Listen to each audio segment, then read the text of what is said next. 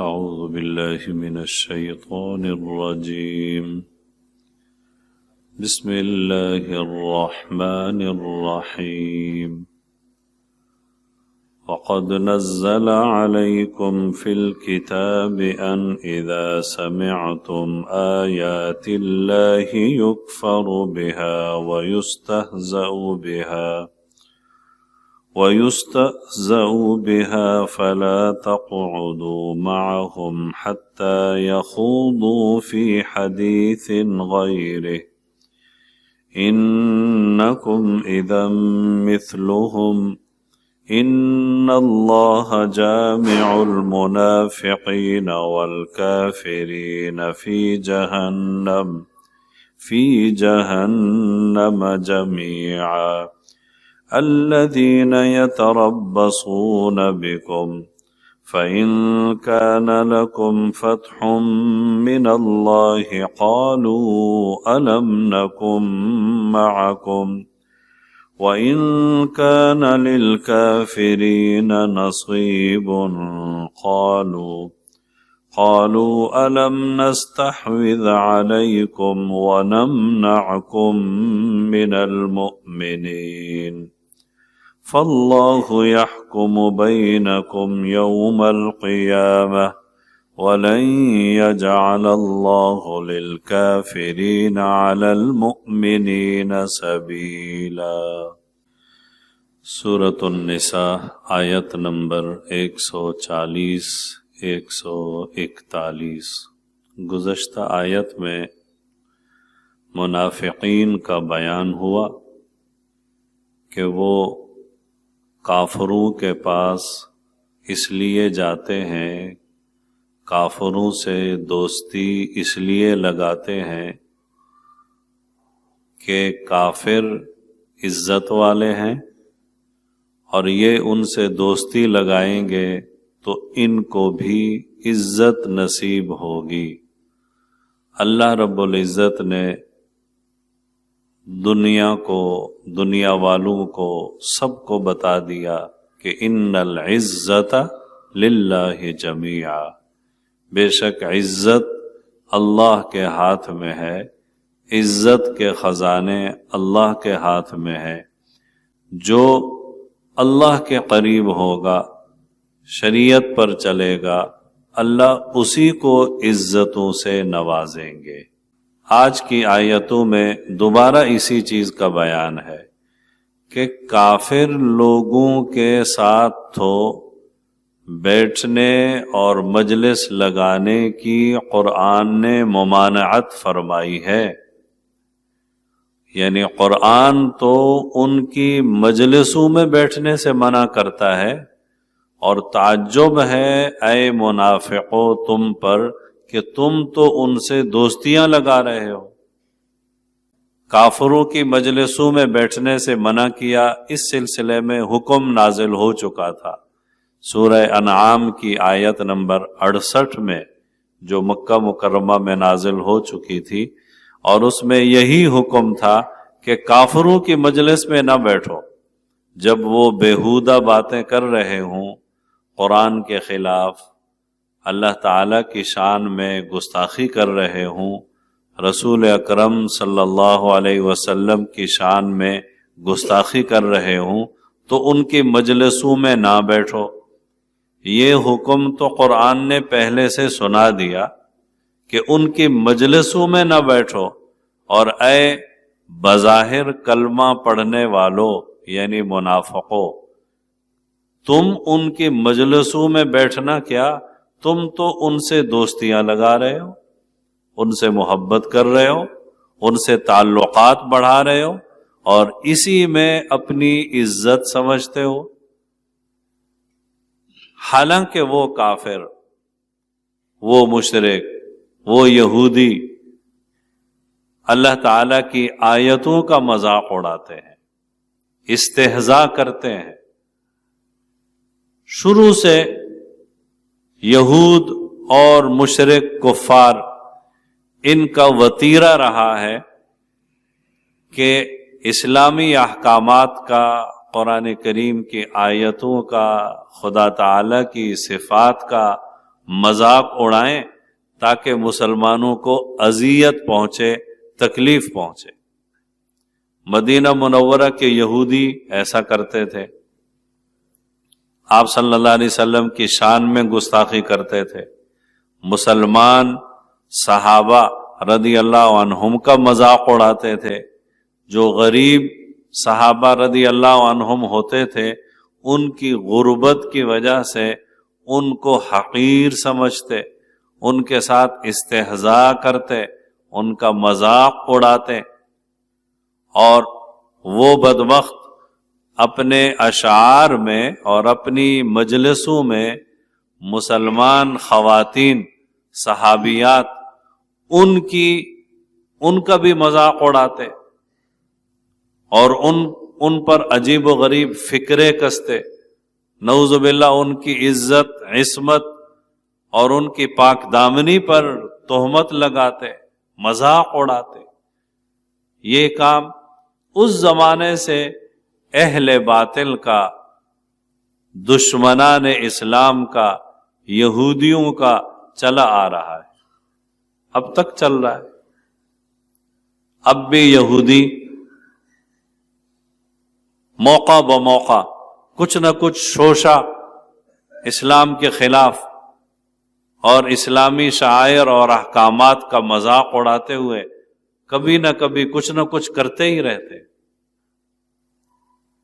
گزشتہ صدیوں میں تو یہودیوں نے، انگریزوں نے، امریکیوں نے بقول شکیب ارسلان مرحوم کے، جو کہ جرمن میں مقیم تھے، مسلم اسکالر اور مسلم رائٹر لکھنے والے، انہوں نے فرمایا کہ گزشتہ صدیوں میں اسلام دشمن یہودیوں، امریکیوں نے 6 لاکھ کتابیں مسلمانوں کے خلاف شائع کی، جن میں مسلمانوں کے احکامات، شعائر اسلام، قرآن کریم کی آیات کا مذاق اڑایا گیا۔ اڑاتے جا رہے ہیں، مذاق اڑاتے جا رہے ہیں۔ ابھی چند سال قبل خبر چھپی تھی، یورپ کے بازاروں میں، یورپ کی مارکیٹوں میں خواتین کے زیر جامہ جو لباس، جو کپڑا استعمال ہوتا ہے، انڈر ویئر وغیرہ، اس پر یہودیوں نے کلمہ توحید لکھا، کلمہ توحید، لا الہ الا اللہ محمد الرسول اللہ، نعوذ باللہ۔ اور وہ خواتین زیر جامہ یعنی خاص ایام میں وہ لباس پہنتی ہیں۔ بعض بدبختوں نے قمیصوں کے کپڑوں کے پچھلے حصے پر کلمہ طیبہ آیت الکرسی لکھی تاکہ لوگ اس کو پہنے اور جب بیٹھیں تو آیت الکرسی نیچے آئے۔ ایسے بدبخت اسلامی شاعر کا یوں مذاق اڑانے والے، کبھی کچھ لکھ رہے ہیں، کبھی کچھ لکھ رہے ہیں۔ ایک انگریز بدبخت نے نعوذ باللہ اپنے کتے کا نام رکھا، نعوذ باللہ ثم نعوذ باللہ، احمد، اور جب اس کے خلاف احتجاج بلند ہوا تو پھر بس سادہ سے الفاظ میں کہتا ہے کہ مجھے پتہ نہیں چلا، مجھے پتہ نہیں چلا، مجھ سے غلطی ہو گئی۔ ایک بدبخت نے حضرت علی رضی اللہ عنہ کو تشبیہ دی لنگور کے ساتھ۔ ایک بدبخت کمپنی نے ماچس کی ڈبیا پر کلمہ طیبہ لکھا تاکہ لوگ ماچس کو استعمال کریں، پھر کچرے میں ڈالیں، اور کلمہ طیبہ بھی یوں کچرے میں پڑا رہے۔ یہ یہودیوں کا استہزاء ہے، ازل سے چلا آ رہا ہے۔ آپ صلی اللہ علیہ وسلم کے زمانے میں یہی حال ان کا، اب بھی یہی ہے۔ ابھی بھی آپ دیکھیں، آئے دن کبھی رسول اللہ صلی اللہ علیہ وسلم کی شان میں گستاخی کرتے ہیں، خاکے بناتے ہیں، عجیب و غریب فکرے اور جملے کستے ہیں۔ تو قرآن کہتا ہے کہ یہودیوں کی، مشرکوں کی ایسی مجلسیں جن میں اللہ تعالیٰ کی آیتوں کا مذاق اڑایا جاتا ہو، گستاخی کی جاتی ہو، ان مجلسوں میں تمہیں بیٹھنے کی اجازت نہیں، اور تم ان یہودیوں سے دوستیاں لگا رہے ہو اور ان سے تعلقات بنا رہے ہو۔ فلا تقعدوا معهم، ایسے لوگوں کے ساتھ بیٹھو بھی نہیں۔ آیت نے ایک اور مسئلہ بھی سمجھا دیا کہ جس مجلس میں، جس تقریب میں، جس ماحول میں اللہ تعالیٰ کی آیتوں کا مذاق اڑایا جا رہا ہو، کفر و فسق اور بدعت کی باتیں ہو رہی ہوں، غلط ناجائز محفل اور گانا بجانا ڈھول باجے ہو رہے ہوں، تو ایسی مجلس میں ایمان والوں کو شرکت نہیں کرنی چاہیے۔ فلا تقعدوا معهم، ایسے لوگوں کے ساتھ بیٹھنا بھی نہیں ہے، ایسی مجلس میں ایمان والوں کو بیٹھنے کی اجازت نہیں ہے۔ جس طرح گناہ کی بات کو زبان سے کہنا یہ گناہ ہے، اسی طرح گناہ کی بات کو کان سے سننا یہ بھی گناہ ہے۔ ایک عرب شاعر کہتا ہے وَسَمْعَكَ سُنْ عَنْ سِمَاعِ الْقَبِيحِ، وَسَمْعَكَ سُنْ عَنْ سِمَاعِ الْقَبِيحِ كَصَوْنِ اللِّسَانِ عَنِ النُّطْقِ بِهِ، کہ قبیح اور بری بات کرنے سے اپنے کانوں کو بھی بچاؤ، جس طرح کہ تم قبیح اور بری بات اپنی زبان پر لانے سے بچتے ہو۔ تو آیت نے مسئلہ سمجھا دیا کہ ایسی مجلس، ایسی محفل جس میں اسلام کے خلاف باتیں ہو رہی ہوں، بدعت، کفر، شرک، نعوذ باللہ گستاخی کی باتیں ہو رہی ہوں، ایسی مجلسوں میں نہیں بیٹھنا چاہیے۔ اگرچہ اس مجلس کا نام ہو اصلاحی مجلس، دینی مجلس، روحانی تقریب، اتنے پیارے اور خوبصورت نام لگا دیے جاتے ہیں، اور پھر مجلسوں میں پتہ نہیں کیا ہو رہا ہے، مجلسوں میں پھر پتہ نہیں کیا ہو رہا ہے، شرکیہ باتیں، شرکیہ اشعار، غلط باتیں، بیہودہ باتیں۔ پیارے اور خوبصورت نام رکھنے سے حکم نہیں بدلتا، خوشبو کا لیبل لگانے سے کفر اور شرک کی غلاظت ختم نہیں ہوتی۔ ایسی مجلس جہاں پر یکفر بہا ویستہزأ بہا، اللہ تعالیٰ کی آیتوں کا انکار ہو، مذاق ہو، شریعت کے خلاف باتیں ہوں، فلا تقعدوا معهم، ایسے لوگوں کے ساتھ نہ بیٹھو۔ حضرت عمر بن عبدالعزیز رحمت اللہ علیہ کے زمانے میں پتہ چلا کہ کچھ لوگ شراب پی رہے ہیں اور شراب کی مجلس لگی ہوئی، تو عمر بن عبدالعزیز رحمت اللہ علیہ نے سب کو پکڑا اور سزا دی۔ ایک شخص ان میں بیٹھا تھا جو روزے سے تھا، بتایا گیا کہ یہ روزے میں ہے، روزے سے ہے، یہ تو شراب نہیں پی رہا ہے۔ عمر بن عبدالعزیز رحمت اللہ علیہ نے فرمایا اس کو بھی سزا دو، یہ ان فاسقوں فاجروں کی مجلس میں بیٹھا کیوں ہے؟ ادھر شراب چل رہی ہے، اللہ تعالیٰ کے عذاب کو دعوت دی جا رہی ہے، اور یہ صاحب روزے دار صاحب اس مجلس میں بیٹھے۔ تو گناہ کی مجلس سے بھی اپنے آپ کو بچانا چاہیے۔ حدیث شریف میں ہے، حضور نبی پاک صلی اللہ علیہ وسلم نے ارشاد فرمایا کہ میری امت میں ایسے لوگ آئیں گے جو زنا کو، شراب کو، ریشم کو، ڈھول باجے کو مختلف نام دے کر اپنے لیے حلال کر لیں گے، مختلف ناموں سے نام بدل کر کہیں گے حلال ہے۔ جیسے آج کل جب شادی بیاہ کی مجلس اور محفل ہوتی ہے تو کیا کہتے ہیں؟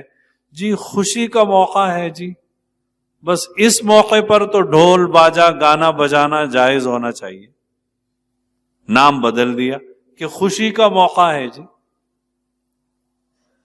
یاد رکھیے جب ہم اپنے رب تعالی کو خوشی کے موقع پر ناراض کریں گے تو پھر غم اور پریشانی آئے گی تو اللہ ہمیں بھول جائیں گے، اللہ ہماری مدد اور نصرت نہیں کریں گے.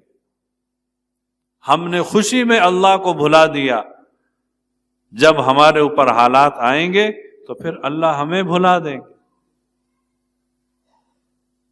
اور بسا اوقات دیکھا گیا ہے، کئی مرتبہ دیکھا ہے کہ جس خوشی کی مجلس میں خدا تعالی کے احکامات کو پامال کیا جا رہا ہو وہ شادی خوشی پائیدار نہیں رہتی.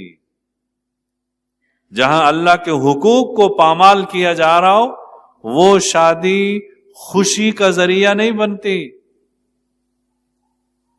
میرا خود مشاہدہ ہے، ایک مرتبہ یہاں ایک پروگرام تھا شادی کا، تو مجھے کہا گیا کہ آپ نکاح پڑھانے کے لیے آئیں. تو میں گیا، زور شور سے گانے چل رہے اور پورے محلے میں گانا بجانا زوردار. میں نے تو جاتے ہی کہا، میں نے کہا بھئی یہ بند ہوگا تو میں بیٹھوں گا، یہ گانا بجانا چلتا رہے گا میں تو نہیں بیٹھوں گا. اور ہم کوشش یہی کرتے ہیں کہ اول تو شادی حالوں میں بندہ جائے ہی نہیں، یہ خرافات ہوتی ہیں.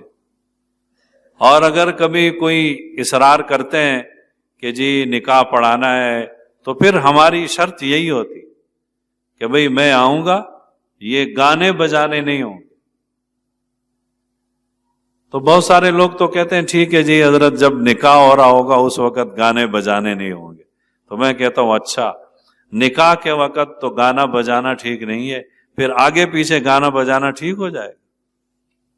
اللہ کو ناراض کرتے ہیں. شادی خوشی کے موقع پر تو اللہ کا شکر ادا کرنا چاہیے.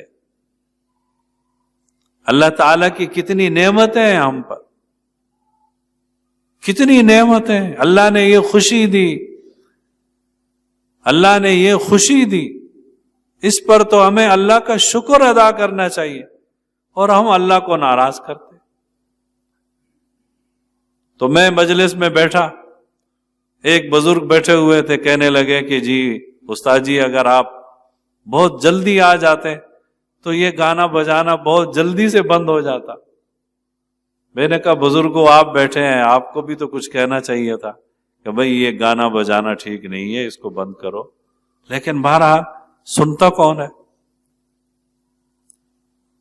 بہرحال نکاح ہو گیا، بس میں واپس آیا ہوں گا، بس پیچھے پھر شروع ہو گئے ہوں گے. آپ یقین جانیے 3 4 5 6 مہینے مجھے یاد نہیں ہے، وہ دلہا صاحب میرے پاس آئے. وہ جو نکاح نامہ ہوا تھا اس کی کوئی ایک کاپی آپ کے پاس ہے؟ میں نے کہا خیر. وہ جی بس لڑائی ہو گئی، نوبت طلاق تک پہنچ گئی ہے، اور نکاح نامے دونوں ان کے پاس ہیں. اب وہ عدالت میں جا رہے ہیں اور وہ کہتے ہیں کہ یہ بھی دو ہمیں، یہ بھی لکھوایا تھا، یہ بھی لکھوایا تھا. تو کوئی کاپی ہے آپ کے پاس تاکہ ہمارے پاس بھی پروف ہونا چاہیے. میں نے کہا دیکھو، ان کو سمجھایا تھا اس وقت کہ اللہ کو ناراض نہیں کرو.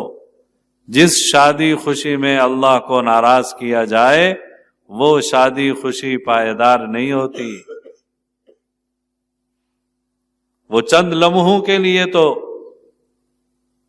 بس شیطان کو خوش کر لیا جاتا ہے. اللہ کو ناراض کیا تو قرآن کیا کہتا ہے؟ ایسی مجلس جہاں اللہ کے احکامات کی پامالی ہو رہی ہو، احکامات الہیہ کا مذاق اڑایا جا رہا ہو، ایسی مجلس میں بیٹھنا جائز نہیں ہے. آگے قرآن بہت سخت جملہ کہتا ہے، انکم اذا مثلہم، اگر تم ایسے کافروں کی مجلسوں میں بیٹھو گے جہاں خدا تعالی کے احکامات کا مذاق اڑایا جا رہا ہے تو تم بھی انہی جیسے ہو جاؤ گے. تم بھی انہی جیسے. حضرات فقہا نے لکھا ہے کہ ایسی مجلس جہاں کفریات ہو رہی ہوں، کفر اور شرک کی باتیں ہو رہی ہوں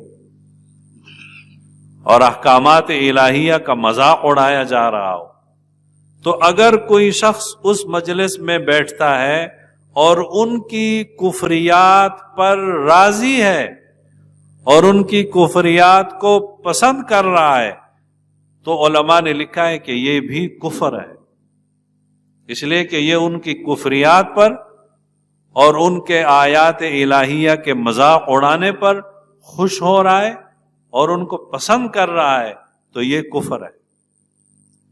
اور اگر وہ پسند نہیں کر رہا،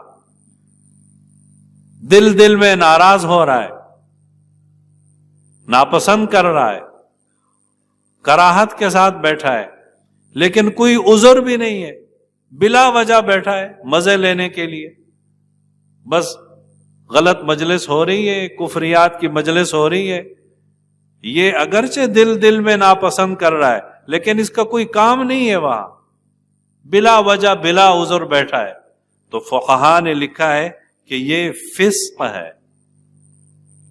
اور تیسری صورت، اگر اس کی کوئی مجبوری ہے اور دنیاوی کوئی مقصد ہے، مجبوری سے بیٹھا ہے، کسی مقصد سے بیٹھا ہے،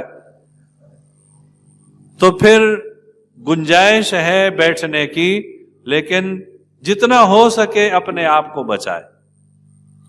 اور چوتھی صورت یہ ہے کہ اگر کوئی وہاں اس نیت کے ساتھ جا کر بیٹھتا ہے کہ میں ان لوگوں کو سمجھاؤں گا اور ان لوگوں کو دعوت دوں گا، اور ایسی مجلس میں یہی نیت لے کر جاتا ہے کہ میں ان کو دعوت دوں گا، ان کو سمجھاؤں گا، ان کو تبلیغ کروں گا، اچھی نیت اور اچھے جذبے کے ساتھ جاتا ہے، تو فقہا نے لکھا ہے کہ ایسا کرنا اور اس نیت کے ساتھ ایسی مجلس میں جانا جائز بھی ہے، عبادت بھی ہے، اس لیے کہ اس کی نیت اچھی ہے، اس کی نیت یہی ہے کہ جا کر ان کو سمجھاؤں گا. تو بہرحال قرآن کریم ان منافقوں کو سمجھاتا ہے کہ تمہیں تو یہ حکم ہے کہ ایسے یہودیوں اور ایسے کافروں کی مجلسوں میں نہ بیٹھو، اور تم مجلسوں میں بیٹھنا تو کیا ان سے دوستیاں لگا رہے ہو اور ان سے تعلقات بڑھا رہے ہو، اور اسی میں تم اپنے لیے عزت سمجھ رہے ہو. تو پہلی آیت میں تو اس کا بیان ہے.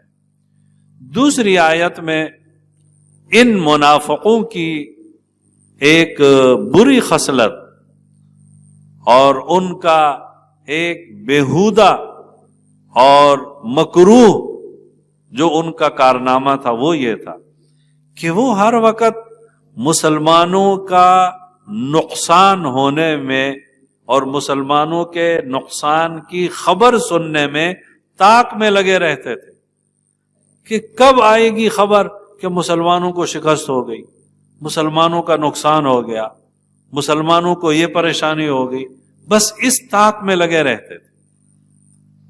پھر اگر مسلمانوں کو فتح ہو گئی تو یہ بھاگے بھاگے دوڑے آتے تھے، کیا کہتے تھے؟ الم نکم معکم، جی ہم بھی تو آپ کے ساتھ ہیں. ظاہر تو کلمہ پڑھتے تھے نا اوپر سے، جی ہم بھی تو آپ کے ساتھ ہیں. اور اگر کافروں کو فتح ہو جاتی تو یہ بھاگے دوڑے کافروں کے پاس پہنچ جاتے، دیکھو جی کیا ہم نے گھیر لیا تھا نا، ہم نے مسلمانوں کو ادھر لگایا ادھر لگایا، ہم نے ان کو تمہاری طرف بڑھنے نہیں دیا، جس کی وجہ سے تمہیں فتح ہو گئی، تو تمہاری فتح میں اور تمہاری جیت میں ہمارا بھی حصہ ہے.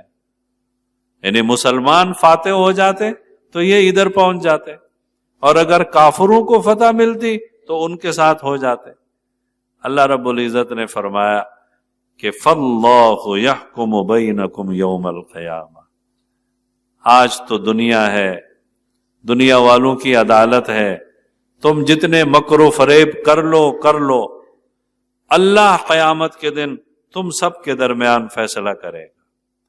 وَلَن يَجْعَلَ اللَّهُ للکافرین علی المؤمنین سبیلا، اور اللہ کافروں کو مسلمانوں پر غلبہ کا کوئی راستہ نہیں دے گا، کافروں کو مسلمانوں پر کوئی غلبہ نہیں ہوگا۔ اس جملے کے مختلف مفہوم اور مطلب حضرات مفسرین نے بیان کیے کہ ایک مفہوم تو یہ ہے کہ اس جملے کا تعلق آخرت سے ہے، یعنی آخرت میں کافروں کو مسلمانوں پر کوئی غلبہ نہیں ہوگا۔ دوسرا مفہوم بعض مفسرین نے لکھا ہے کہ یہ اس دنیا کے ساتھ ہے کہ کافروں کو مسلمانوں پر ایسا غلبہ کبھی بھی اللہ نہیں دے گا، مسلمان بالکل ختم ہو جائیں، مٹ جائیں، ایسا کافروں کو غلبہ کبھی بھی نہیں ہوگا۔ اور بعض مفسرین نے ایک تیسرا مفہوم بھی ذکر کیا ہے کہ کافروں کو مسلمانوں پر دلیل حجت یعنی اعتقادیات کے اعتبار سے کبھی بھی غلبہ نہیں ہوگا۔ کافروں کا مذہب غلط ہے، ان کی تمام دلیلیں اور ان کی حجتیں یہ سب کی سب غلط ہیں، دلیل اور حجت کے اعتبار سے کافروں کو کبھی بھی مسلمانوں پر غلبہ اللہ رب العزت نہیں دیں گے۔ تو یہ آج کی دو آیتیں ہیں، آیت نمبر 140 اور آیت نمبر 141۔ پہلی آیت کا مفہوم وہی ہے ایک بار پھر کہ اللہ رب العزت فرماتے ہیں جس مجلس میں کفریات ہوں، گناہ کی باتیں ہوں، شرک و بدعت ہو، لہو و لعب ہو، گانے بجانے کی محفلیں مجلسیں ہوں، تو ایسی مجلسوں میں ایمان والوں کو چاہیے، مسلمانوں کو چاہیے کہ شرکت نہ کریں۔ بعض مرتبہ کچھ حضرات کہتے ہیں کیا کریں جی، رشتہ داری کا مسئلہ ہے، رشتہ داری کا مسئلہ ہے جی، اگرچہ ڈھول باجے ہیں، گانا بجانا ہے، لیکن پھر بھی ہمیں رشتہ داری نبھانی ہے، شرکت کرنی ہے۔ تو ایسے رشتہ داروں کو پہلے سے سمجھا دیں، رشتہ داریاں قربان کر دیں گے لیکن اللہ کے حکم اور اللہ کے قانون کو قربان نہیں کریں گے۔ پہلے اللہ کا حکم ہے، پہلے اللہ کا قانون ہے، پھر تمہاری رشتہ داریاں ہیں۔